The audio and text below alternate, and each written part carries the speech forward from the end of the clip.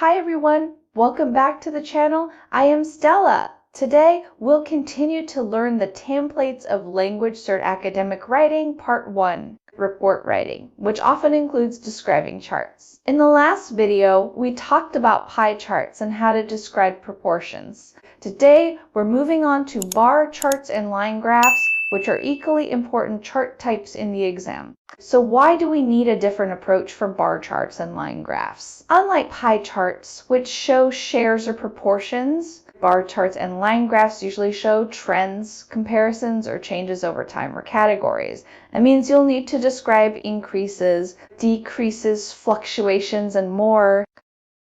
Now, let's dive into today's template.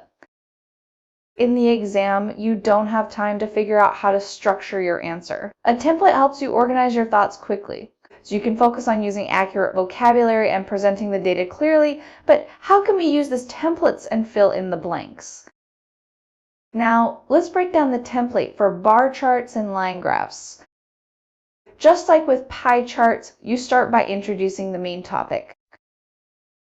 Main information. You should look at the chart title and summarize what the chart is really about. For example, energy production by source in 2022 or student enrollment numbers from 2010 to 2020. If the data includes a time or place, make sure to mention it. Now, here is where bar and line graphs differ. Generally, you are not describing shares. Instead, you will be focusing on describing trends, comparisons, and changes. Therefore, it is advisable that you prepare sentence structures to describe trends before the exam. Similar to pie charts, there is no need to cover every single trend in your writing given the word count requirement. Select the most prominent trends and put them in a logical order. Above are sentence frames that you can use, and what you put in the ellipsis parts are your descriptions of specific trends. Now, let me give you some useful expressions for different types of trends to help you fill in the blanks of the templates. You fill in the element, for example, soda sales, the time, and the value. For example, there was a noticeable increase in soda sales from 2019 to 2022. Same as the upward trends, you fill in the element, the time, and the value. You can use these sentences to talk about the downward trends. For example, the sales of juice experienced a decline, dropping to 8,000 cups by 2022. There are more useful expressions for different types of trends. Follow me to our next episode. Now, let's continue to learn more useful expressions for different types of trends to help you fill in the blanks of the templates. If there are multiple rises and falls regarding an element, you can use the above sentences to describe its fluctuations instead of elaborating on every single change. For example, the data for monthly rainfall in Shanghai fluctuated considerably throughout the period between March and September. These structures helps when you are trying to state some unchanged or stable figures. For instance, the level of digital game sales remained stable at around 12 million during the entire period. You can refer to these sentences if there is a prominent turning point which is worth mentioning, say, if one element kept rising and suddenly began to fall sharply. For example, the trend reversed in 2023, with the average house prices starting to decrease. Now, let's break down the conclusion part of the template. Just like in the pie chart template, you'll usually need to make a prediction or suggestion. Therefore, here are some sentence structures you can refer to.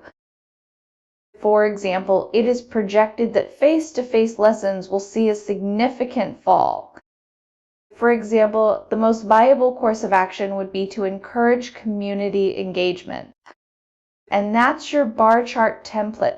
With this structure, you can quickly organize your answer, highlight key trends, and end with a strong conclusion. Remember, the template is your framework. Your job is to fill it with accurate data and clear language. Practice with different bar charts, and soon it'll feel like second nature. However, there is some important information you need to know about bar and line graphs. Pie charts, bar charts, and line graphs covered in the two videos are the most frequently tested types in the writing tasks of the LanguageCert Academic exam. You can refer to the templates when preparing for the exam, but there is some important information you need to know. Please note that while pie charts generally describe proportions and bar or line graphs typically depict trends, this is not always the case. In some tasks, you may encounter pie charts showing trends or bar graphs representing proportions. However, as long as you master the overall framework and the sentence structures for describing both proportions and trends, you can effectively handle these tasks. Therefore, here are some tips to remember. Analyze the charts. Read the charts carefully and determine whether they depict proportions or trends. Apply the appropriate expressions. Flexibly master the templates and choose the right descriptive sentences based on the specific chart. Save 2 to 3 minutes at the end to check for spelling and grammar mistakes.